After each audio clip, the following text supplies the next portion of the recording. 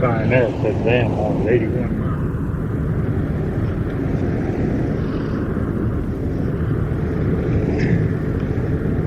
Well, we'll get there about time to get a motel room. Maybe we can lay down and rest a little Might while. look around over town. Because any time that we'd get a motel room from now on, it'll be till we leave in the morning. We'll get established. And when we leave in the morning, we'll take everything because we'll probably come back. Well, it's no telling how, you know. I doubt if we go back to Van. Well, we just decide that as we go along. Unless there's something over there very important to see, I don't know why we'd want to go back. Right. The only thing that I can really think of that when we get to go out there and start up, I imagine up the hill, I want to stop and look back across town. I picture it as being a valley nearly as wide as here to them, with just mountains on both sides. Oh, really? That's the way it appeared when I saw it looking down. And I'm curious just to find out from him. Now, can you go down below that hill? How far or anything? There may not even be a fence down there, I don't know. But there was enough stuff down there that they taken pack horses. I mean, put the bedrolls on pack horses. Went below the hill, so.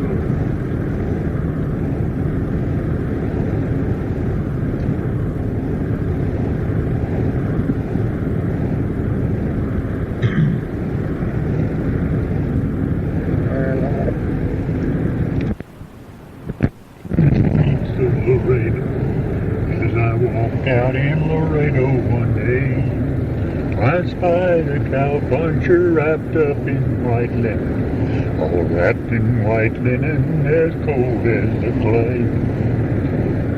I say by your outfit that you are a cowboy. These words he did say as I bowled his deaf eye. Sit down here beside me and hear my sad story. Shot in the breast and I know I must die. It was once in my saddle I used to go dashing. Once in my saddle I used to go gay. First to the dram house and then to the card house. I'm shot in the breast and I'm dying today. Oh, please go bring me a cup of cold water to cool my parched lips, the cowboy said. Before I turned, his spirit had left him, and gone to its giver, the cowboy was dead.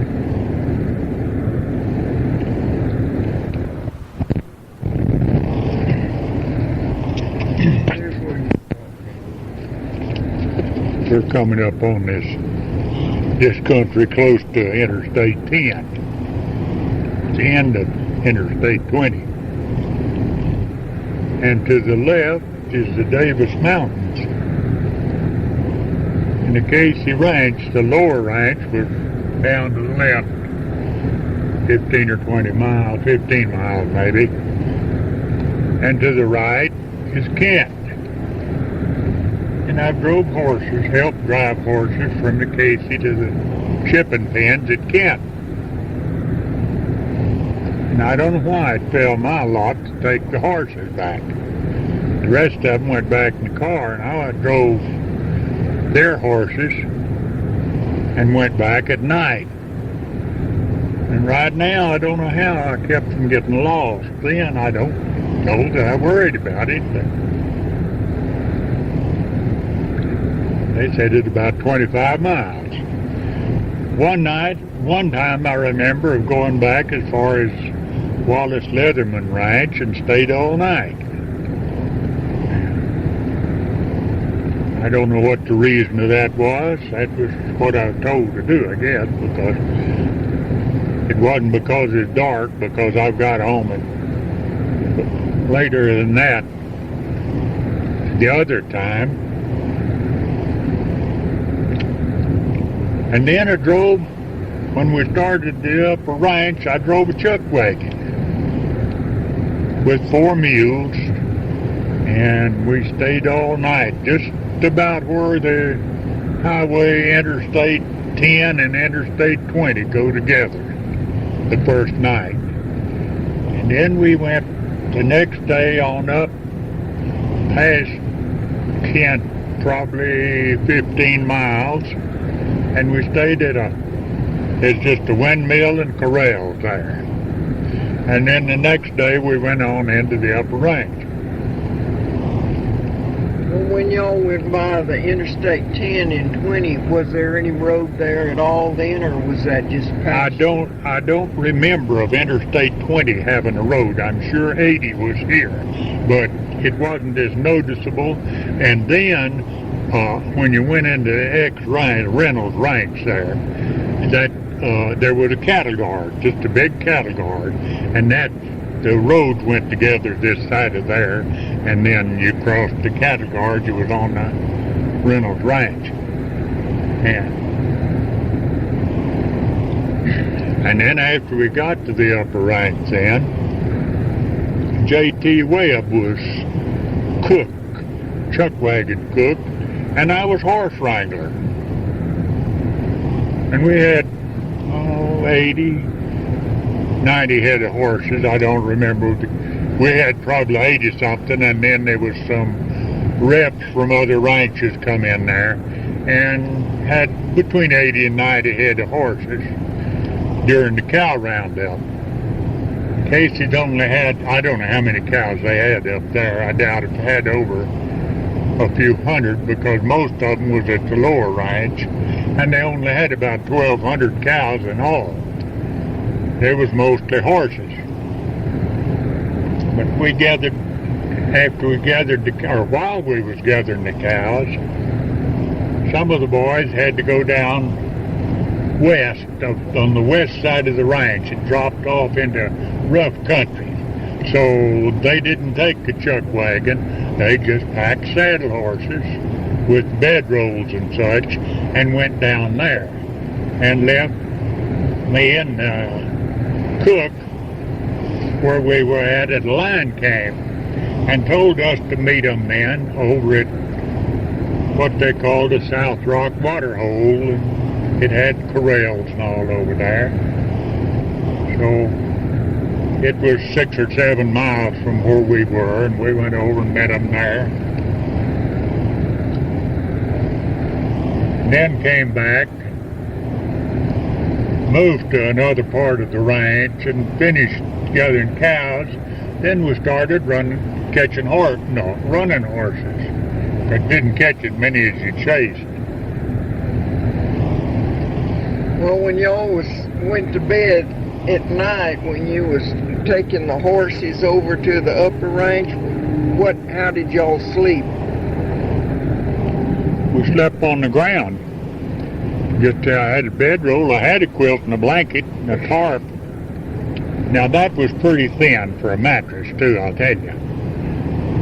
And no electric blanket. And how cold was it? Well, as we went up there, it wasn't cold. That was in the fall. But when we come back from up there, it was wintertime. And it was cold then. But the first night out, going up there, why, we just stopped and turned everything loose but a saddle horse, night horse, and went to sleep. And the next morning we went out and got all of them except the foreman had a horse named Goldie, and they lost him on the Reynolds Ranch. We went on without him. But while we was up there catching horses, then he caught one he had lost 2 or 3 years before. He was glad to see him, get him back. Well, all the time y'all were up there, you didn't have a house to stay in or anything? We had a roof over our head. It didn't turn water, but There's a line camp over there that was just a little shack, and also we spent some time at the 7L range, the old 7L. It had corrals and windmill, water tank and all, but the house wasn't what you would want to live in, but it did get you in out of the wind. Did y'all ever sleep out at night and get up the next morning and covered with ice? Oh, definitely. You put your clothes under your pillows so you wouldn't have frost all over them when you got up the next morning. And also, it made a better pillar than nothing. And the cook lets you stand around the fire? That's a laugh. You got up and dressed before you got over near the cook's fire. If you wanted to stay warm, build your fire your own. And then we spent a lot of miserable times. The first time is fun now. I'd hate to go over it again. But when we started back to the lower range and with the horses we'd caught, we left the upper range. It was raining, and it turned to sleet and snow before night. We got wet. And that night we stayed at Fred Madera Ranch, and we got to sleep in the house. But before going to sleep, I don't know if all of us, a bunch of us, went up on the side of a hill. There wasn't nobody at the ranch. We went up on the side of this hill and it's a cedar and built up a big fire. Pulled off all our clothes and tried to stay warm by this fire while we dried our clothes. And it's difficult to stay warm in a cold norther by a campfire. Look. The fire was hot enough. The fire was hot enough. But you just cook one side and then the other. And the next morning when we left there, it was just like if it was walking on, the horses was on solid rock. The ground was froze so hard. And it taken us, let's see, we spent one night there and one night at the windmill and corrals, and the next night in Kent, and the next night at the Wallace Leatherman Ranch, and the next day we got home. We had stopped in Kent and shipped some horses. And we taken the rest of the bunch onto the lower range. Now, we're starting out this morning on a trip from Van Horn, going to the Casey Ranch over a road we've never been on before. It's beautiful country, and it's probably 50 miles from here out there. When we get there today, we'll give a report on the present, see what it looks like. It's beautiful weather and mountains on both sides of us. But you got anything to add to this? No, I'll just say that we spent the night last night at Van Horn and got up this morning and left out about, well, we drove all the way around the town, looked the town over a little bit, and left out about 8:30, and right now it's 8:45, and we're on our way, and we'll check back in a little later. Way off out here on this deserted road, we came to a big place that's irrigated land, and we was real surprised about that. So Al's getting the binoculars and he's looking this land over. 1, 2, 4, 5, 6, 7, 8, 10, 11, 12, 13, 14, 15, 16, 17 of those big rows. that go in a circle. Yeah. That's the most. The kind that go in a circle, that's the most that we've ever seen. And to find it way off out here on this deserted road. That has to be a well that carries a bunch of water to put out to take care of 13 sprinklers. And there's no field, it's just in desert country. I don't know what they're planning on growing out here, but something. We have pulled off of the road about 15 or 20 miles northeast of Van Horn to look at something unbelievable. At one time, this must have been a vast farming area. You can still see the bed ground, and now it just growed back in sagebrush and broomweeds. And huge above ground irrigation systems. And we're going down to look at a pecan orchard that's supposed to be down here somewhere. We'll tell you about that when we see it. And just talked to the man that owns this large pecan orchard here. He says he's got 1,000 acres of irrigated land.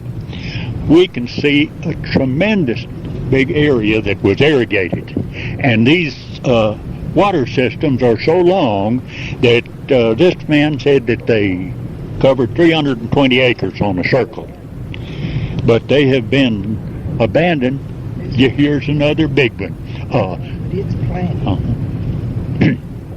They have been abandoned because they've taken their natural gas away from them and sent it to the East Coast. And the electricity or gasoline or any other means of pumping the water is just too expensive. They can't afford it. And they have just been left here to die on the vine. We're fixing to go into this pecan orchard now. He told us just to go there and look if we wanted to. So we're going to enjoy this. We'll talk with you later.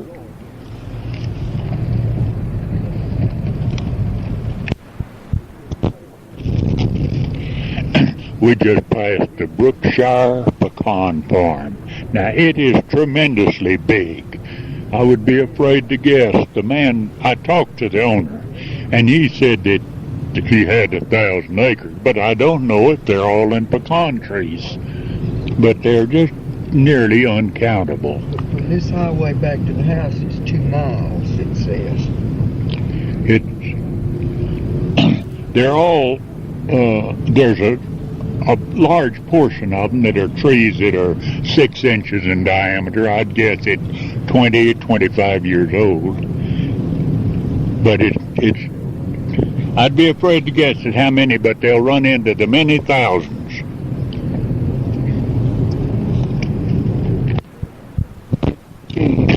It's about the area that pecans cover are about 1.5 miles by 1/2 mile. We couldn't count them. Okay. Brookshire Farms is what it is. Well, now we're driving through 2 big mountain ranges. The Delaware Mountains is on one side of us, and the Apache Mountains are on the other. We've already got out of the irrigated ranch land, and this is just plain old ranch country. We've saw some cattle, not very many, some old longhorns, but other than that, we haven't seen any fancy cattle yet. And it won't be long now until we'll be going over the hill towards the Casey's. Well, we left the pavement. Now we're going up this God-forsaken road towards the Casey Ranch. We've been over it twice before, but it still looks like it ain't gonna go nowhere. It's ready? Right here.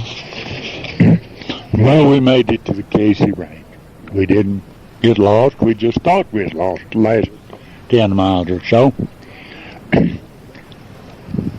Got here and can't find nobody. But one of the hands just rode in horseback and told us that the couples would be back. He'd went to check a pump somewhere. He'd be back before long. We'd just sitting around waiting in the warm sunshine.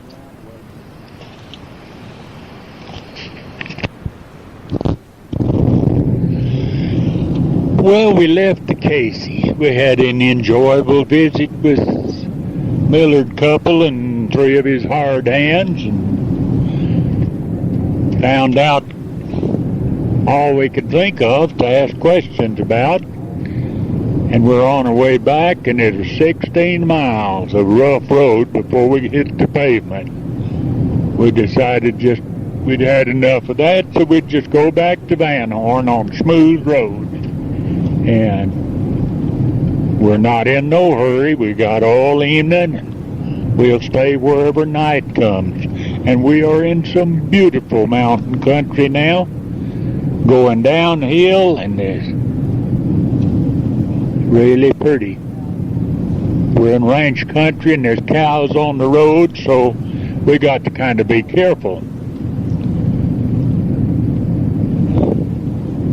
You have anything to add to this, Mom? Well, as we're crossing this bridge right here, there was 2 old cows laying there a while ago, and we had to stop and let them get up and get off of the big old long high bridge, but they're not there now. It's 10 minutes after 2, and we haven't ate yet, so we're going to pull off the road up here somewhere and get our sandwich making out, and I guess you could call it dinner. I don't know. We're going to eat it anyhow. And we'll pick it up then. Yeah, and then we'll pick it up come nighttime. We'll talk to y'all again. Ready? Okay, we finally got that grub eat up, and we started out again. And we're passing a pecan orchard that's real interesting. So we just counted down 2 sides of the big orchard, and one way there was 103 rows. We turned the corner and we counted 137 the other way. That figures up to a little over 14,000 trees. That was the large ones.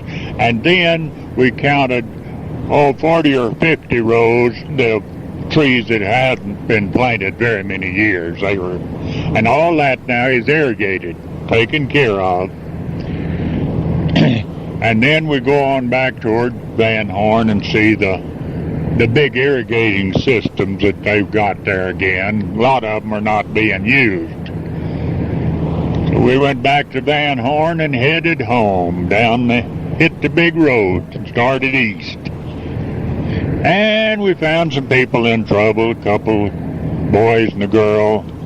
Lost the oil plug out of their car, and we went and got them some oil, and they thought they was properly taken care of then, and so we left them and came back to Pecos. And it was getting late in the evening, so we spent the night in Pecos and left out at 5 this morning, and we're having a ball going home. It's bright sunshine, 35 degrees. We're just rolling on. We're already come through Big Springs. Should make it home quite a bit before dinner. And this has been a beautiful trip from my point of view. I've enjoyed it.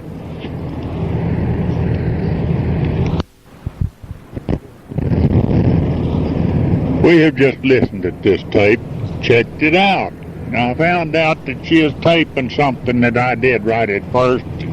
I wasn't trying to act like Hank Williams when I was singing that song. And I was all in favor of discarding it, but she didn't, so forgive me for that. We're going to go to another one now.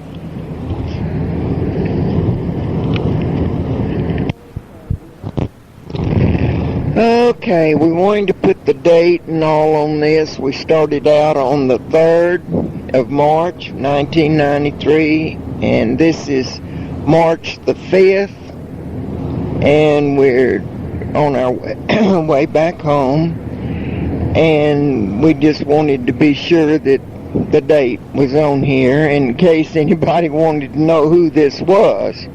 This is Al and Anna Belle Newman making our trip from home to Van Horn. Yeah, we're out spending the kids' inheritance. We just wanted to let you know that. In case there wasn't nothing left, you know what we did with it.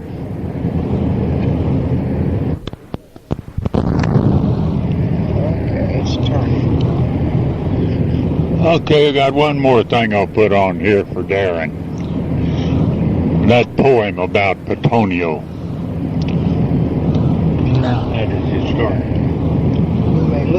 You may look at the picture with a wondering eye, and then at the arrow that hangs by its side. You may say, tell a story, for you know there is one, and by the name Petonio the story begun. I'm telling you a story that'll thrill you, I know, of a horse I once owned out in New Mexico. He was swift as an antelope and as black as a crow, and the star in his forehead was white as the snow. His hair like a lady was glossy and fine. He was restless and proud, but gentle and kind. His arched neck was hidden by a thick flowing mane, and I called him Petonio, the pride of the plains. Now the country was new and settlers were scarce. Indians on the warpath were savage and fierce. Scouts were sent out each day from the post. They never came back, so we knew they were lost. One day said the captain, someone must go for help at the border of New Mexico. 12 brave fellows straightway answered here, but the captain who spied me was standing quite near. Petonio beside me, his nose in my hand, he said, sir, your horse is the best in the land. You're good for the ride, you're the lightest man here. On the back of that Mustang there is nothing to fear. Being proud of my horse, I answered, you know, they're both willing to go. For speed and endurance, I trust in the black. Petonio can carry my life on his back. When they all shook my hand and I mounted my horse, rode out the back path and turned his head north.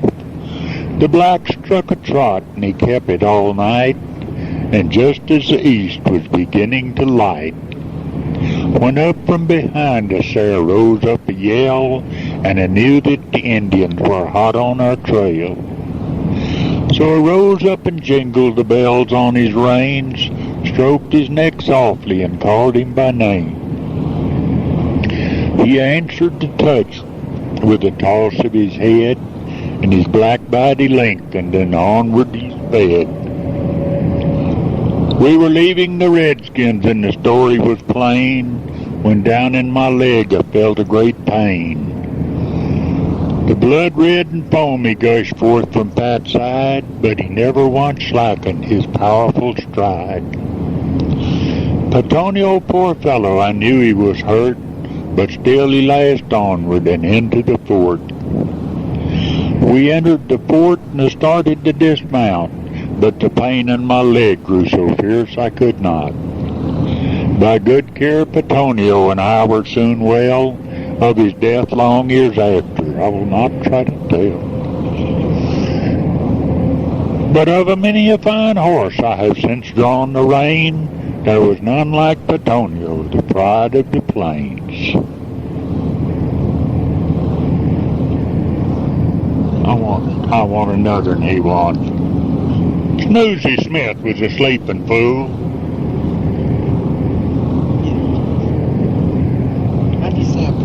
Snoozy Smith was a sleeping fool, a snoring cowboy wonder. He'd spread his bed wherever it lit and sleep through storm and thunder. He'd take a nap on the Texas cack with a herd strung out behind him. He'd doze along on a rustler's trail and sometime even find him. He'd spool his roll through the cuckleburs and never a hoot he'd care. If his filler was filled with a bucket of spurs or a centipede combed his hair. He'd take a nap on the Texas cack. When the blizzard blowed till the wolves dropped dead or the wild plains bare and high, you'd find old Snooze in his Tucson bed catching 40 winks of shut-eye. Then the nesters came with a barbed wire fence where the longhorns used to run. Prairie grass went up by fire and men went down by gun. But Snoozy Smith still got his rest, 'cause nothing could make him weep. All he asked of the good old West was room for a man to sleep. No headstone marks his grave, they say, as he sleeps through storm and thunder. He took a nap on the plains one day, and a nester plowed him under. More interested in It's on, it's running. Here's one more I better put on here. He roused out at 2 in the dead of the night, pulled on his best boots, and they didn't fit right. The making was clammy when I rolled a smoke, the coffee tasted brassy, the beans made me choke. I picked up my rope, stumbled out to the pen, and swore every step wouldn't trail drive again. Bearing in mind how things seemed awry, I roped out old Scully, surefoot and cat-eyed. Scully humped up when I cinched down the cack. Crow hopped a bit when I lit on his back. I spoke sharply to Scully and wheeled him around, and we headed out for the cattle bed ground. Scully's 2 ears was all I could see in the darkness that mashed in on all sides of me. A piece of west wind brought in a soft wail of Slim Martin's troubles on the old Chisholm Trail. We rode knee to knee, Slim kept up his song. I could tell by the words that something was wrong. Said, listen, Red Gober, keep riding along, stay close to them dogies and sing 'em a song. There's trouble a-brewin', the weather ain't right. The lead steer's nervous and herd strung up tight. Well, me and old Scully stayed close to them steers. He's watching them and I'm watching his ears. We sung all the songs about sweethearts and mothers, sung all that we knew and then hummed on some others. A whippoorwill called and arrested a bit. A coyote set in when the whippoorwill quit. Somewhere some thunder rumbled low in the skies. A whiplash of lightning made the green mesquites fry. Scully was wise in the way of trail steers. Before I could nudge him, he'd laid back his ears. He went to the point in 3 mighty jumps, but the ocean of cattle was one sea of rumps. Like kneeling for prayers with jewels for eyes, they stayed there a minute till a blaze lit the skies. Then the mad leader broke out in a run. Scully broke with him. I went for my gun. I piled up the leader, I piled up 4 more, but 3,000 wild cattle come on with a roar. The stampede was on and we knew what to do. Hang with our slim lead till the wild run was through. I prayed to my God, boss man of the skies. I thanked him for Scully, a horse with cat eyes.